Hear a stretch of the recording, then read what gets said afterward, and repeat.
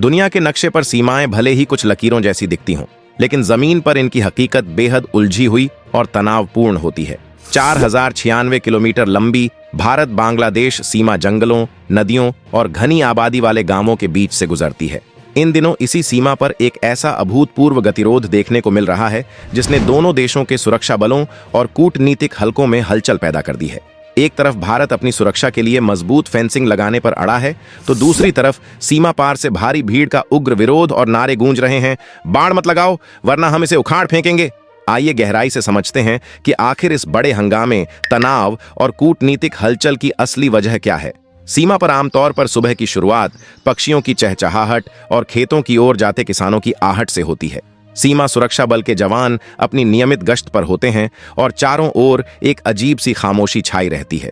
लेकिन उस विशेष दिन यह शांति एक बहुत बड़े कोलाहल में बदल गई। भारतीय सीमा के अंदर जीरो लाइन के करीब कंटीले तारों और लोहे के मजबूत खंभों को लगाने का काम शुरू होने ही वाला था। ट्रकों में भरकर निर्माण सामग्री लाई जा रही थी और इंजीनियर अपनी मशीनों के साथ उस संवेदनशील इलाके में अपनी स्थिति ले चुके थे। भारत का उद्देश्य बिल्कुल स्पष्ट था, घुसपैठ को रोकना और अपनी जमीन को सुरक्षित करना। लेकिन जैसे ही यह काम शुरू होने के लिए पहला खंभा जमीन में गाड़ने की तैयारी हुई, सीमा के दूसरी ओर यानी बांग्लादेश की तरफ से अचानक लोगों का एक विशाल हुजूम इकट्ठा होने लगा। कुछ ही मिनटों में वहां सैकड़ों की संख्या में स्थानीय लोग जमा हो गए। उनके चेहरों पर असंतोष और गुस्सा साफ झलक रहा था। भीड़ लगातार बढ़ती जा रही थी और उनके नारों की आवाज भारतीय सीमा के काफी अंदर तक स्पष्ट सुनी जा सकती थी। उनका साफ तौर पर कहना था कि भारत द्वारा लगाई जा रही यह बाढ़ अंतर्राष्ट्रीय नियमों का उल्लंघन कर रही है। भीड़ का नेतृत्व कर रहे कुछ लोगों ने बेहद आक्रामक स्वर में चेतावनी दी कि यदि बाढ़ लगाने का यह काम तुरंत नहीं रोका गया तो वे खुद इस पार आकर इन खंभों और तारों को उखाड़ कर फेंक देंगे। स्थिति तब और भी ज्यादा तनावपूर्ण हो गई जब इस भीड़ के पीछे बॉर्डर गार्ड बांग्लादेश बीजीबी के जवान भी अपनी स्थिति लेते हुए दिखाई दिए। एक तरफ बीएसएफ के जवान पूरी मुस्तैदी और संयम के साथ अपनी जगह पर खड़े थे और दूसरी तरफ एक उग्र भीड़ लगातार काम रोकने का दबाव बना रही थी। ऐसा लग रहा था मानो समय रुक गया हो। कोई भी एक छोटी सी चूक या गलत कदम एक बहुत बड़े अंतर्राष्ट्रीय गतिरोध को जन्म दे सकता था। इस भारी हंगामे और कटीले तारों की रस्साकशी ने तुरंत ही दोनों देशों के उच्चाधिकारियों का ध्यान अपनी ओर खींच लिया। इस पूरे हंगामे और विरोध को समझने के लिए हमें उस नियम को समझना होगा जो इस पूरी समस्या की जड़ है। इसे 150 गज का नियम कहा जाता है। 1975 में भारत और बांग्लादेश के बीच सीमा प्रबंधन को लेकर जो दिशा निर्देश और समझौते तय हुए थे, उनके अनुसार दोनों देशों को बांटने वाली जो मुख्य और काल्पनिक जीरो लाइन है, उसके 150 गज लगभग 137 मीटर के दायरे में कोई भी देश किसी भी तरह का स्थायी ढांचा, दीवार या रक्षात्मक बाड़ का निर्माण नहीं कर सकता। इस 150 गज के इलाके को नो मैन्स लैंड माना जाता है। इस नियम का मूल उद्देश्य यही था कि दोनों देशों के सुरक्षा बलों के बीच एक सुरक्षित दूरी बनी रहे और किसी भी तरह के सीधे टकराव से बचा जा सके। लेकिन भारत के लिए यह 150 गज का नियम एक बहुत बड़ी भौगोलिक और सुरक्षा संबंधी चुनौती बन चुका है। भारत की सीमा 5 राज्यों Paschim Bangal 2216 kilometre, Tripura 856 kilometre, Meghalaya 443 kilometre, Mizoram 318 kilometre और असम 263 किलोमीटर से लगती है। इन राज्यों में कई जगह भौगोलिक स्थिति इतनी जटिल है कि भारत के कई गांव, किसानों के खेत, स्कूल और यहां तक कि लोगों के घर इस 150 गज के दायरे के बिल्कुल अंदर आते हैं। यदि भारत इस 150 गज के नियम का पूरी तरह से आंख मूंद कर पालन करता है और अपनी बाढ़ को इस दायरे से 150 गज पीछे यानी भारत के और अंदर लगाता है, तो भारत के वो सारे गांव और खेत बाढ़ के उस पार लेकिन जीरो लाइन के इस पार रह जाएंगे। ऐसे में उन गांवों में रहने वाले भारतीय नागरिकों की सुरक्षा पूरी तरह से खतरे में पड़ जाती है। वे तस्करों और घुसपैठियों के लिए आसान शिकार बन जाते हैं।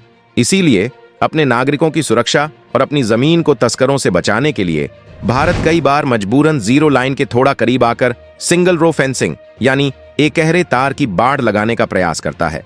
और ठीक इसी बात पर बांग्लादेश की तरफ से, चाहे वहां के स्थानीय लोग हों या बीजीबी, इस बात का कड़ा विरोध शुरू हो जाता है कि भारत 150 गज के नियम को तोड़ रहा है।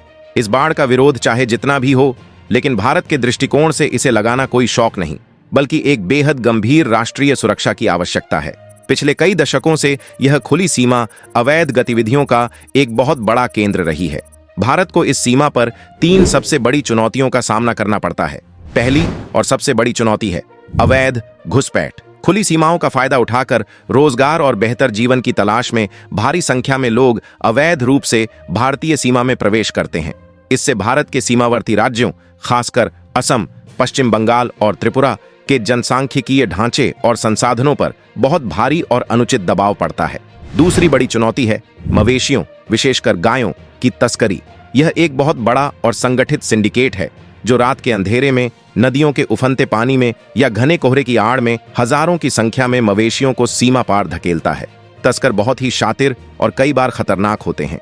जब बीएसएफ के जवान उन्हें रोकने की कोशिश करते हैं तो वे जवानों पर धारदार हथियारों और पत्थरों से जानलेवा हमला करने से भी नहीं चूकते। तीसरी चुनौती है नशीले पदार्थों, नकली भारतीय मुद्रा और हथियारों की तस्करी। देश की अर्थव्यवस्था और युवाओं के भविष्य को तबाह करने के लिए असामाजिक तत्व इसी खुली सीमा का सबसे ज्यादा इस्तेमाल करते हैं।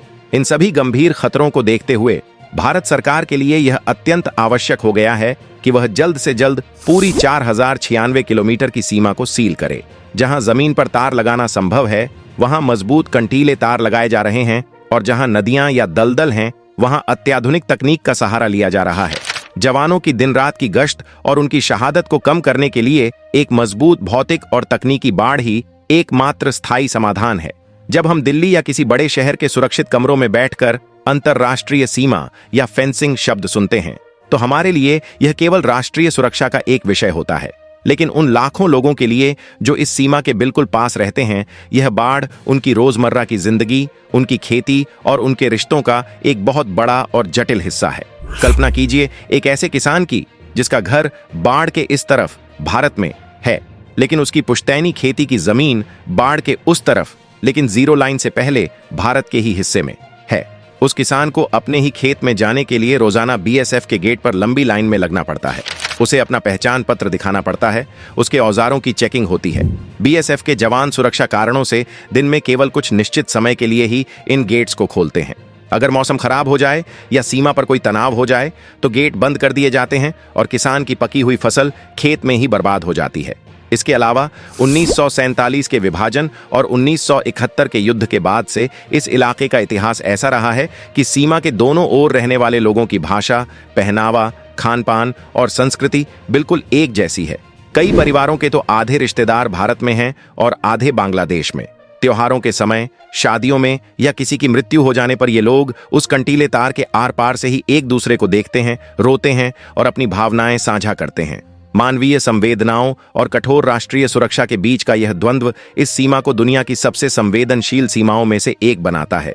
इस सीमा पर बाड़ लगाना केवल कूटनीतिक रूप से ही मुश्किल नहीं है, बल्कि भौगोलिक रूप से भी यह एक भयंकर दुस्वप्न जैसा है।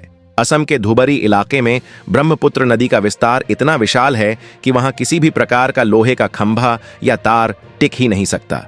मानसून के दौरान जब ब्रह्मपुत्र और अन्य नदियां उफान पर होती हैं तो कई किलोमीटर का इलाका पानी में डूब जाता है। हर साल बाढ़ अपने साथ पुरानी लगाई गई बाढ़ के खंभों को उखाड़ कर ले जाती है। सुंदरबन के घने मैंग्रोव जंगल और दलदली इलाके भी ऐसे हैं जहां इंसान का पैदल चलना तक मुश्किल है, वहां निर्माण कार्य करना तो दूर की बात है। मेघालय की पहाड़ियों में गहरी खाइयां और सीधी ढलानें बाढ़ लगाने के काम को लगभग असंभव बना देती हैं। इन्हीं भौगोलिक चुनौतियों से निपटने के लिए और जहां लोगों का विरोध बहुत ज्यादा है, वहां भारत सरकार अब CIBMS comprehensive integrated border management system यानी एक व्यापक और एकीकृत सीमा प्रबंधन प्रणाली अपना रही है। इसे स्मार्ट फेंसिंग या अदृश्य बाड़ भी कहा जाता है। जहां नदियां हैं या 150 गज के नियम के कारण लोहे की बाड़ नहीं लगाई जा सकती, वहां अब laser beam, infrared sensor, thermal imager, underground sonar system और आसमान से निगरानी करने वाले ड्रोन और एरोस्टेट का इस्तेमाल किया जा रहा है। दिन हो या घुप अंधेरी रात या फिर सर्दियां का घना कोहरा, अगर कोई भी परिंदा या इंसान इस अदृश्य दीवार को पार करने की कोशिश करता है तो कंट्रोल रूम में बैठे जवानों के पास तुरंत अलार्म बजने लगता है और कंप्यूटर स्क्रीन पर घुसपैठिए की सटीक लोकेशन आ जाती है। यह तकनीक न केवल 150 गज के विवाद को काफी हद तक सुलझाती है, बल्कि जवानों को भी खतरे में डाले बिना सीमा को पूरी तरह से सील करने का एक शानदार विकल्प प्रदान करती है।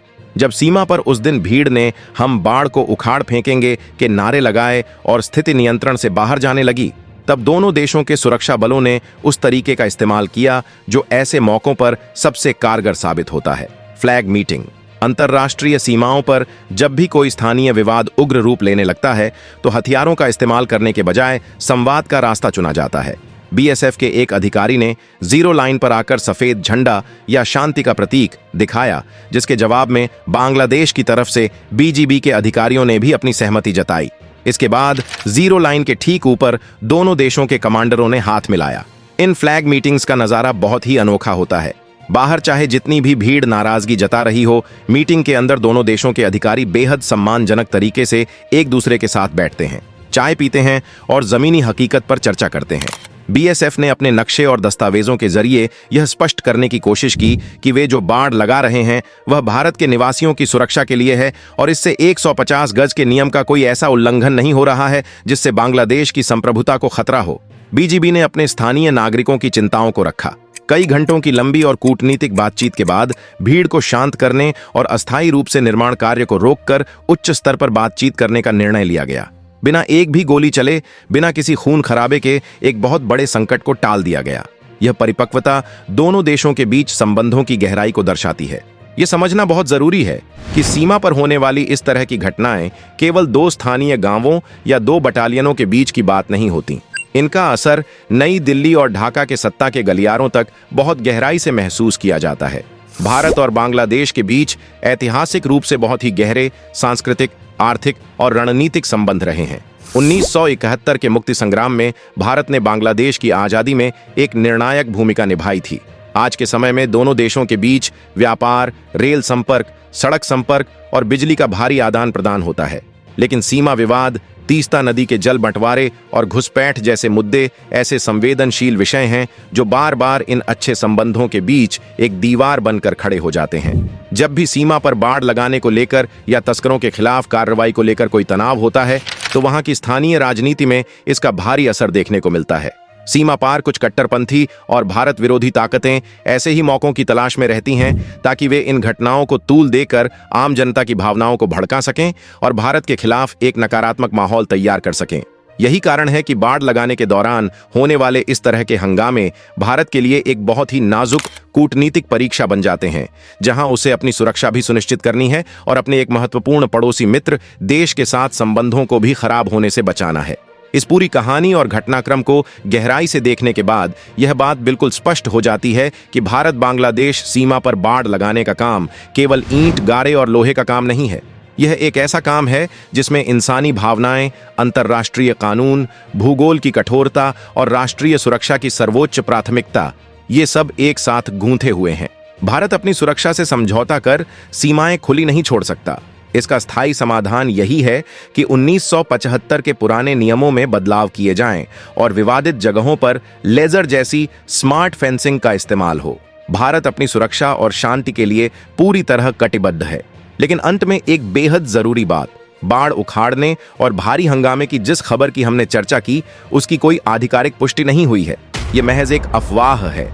अगर आपको यह वीडियो पसंद आया हो तो इसे लाइक और शेयर जरूर करें। ऐसी ही शानदार और सच्ची जानकारियों के लिए हमारे चैनल को आज ही सब्सक्राइब कर लें। अपना खूब ख्याल रखें। जय हिंद, वंदे मातरम।